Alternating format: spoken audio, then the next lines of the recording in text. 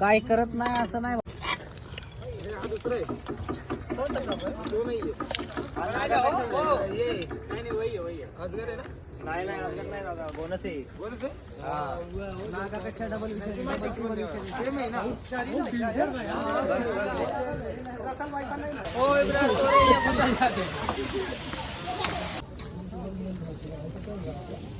इथे दातोय पाहिला का?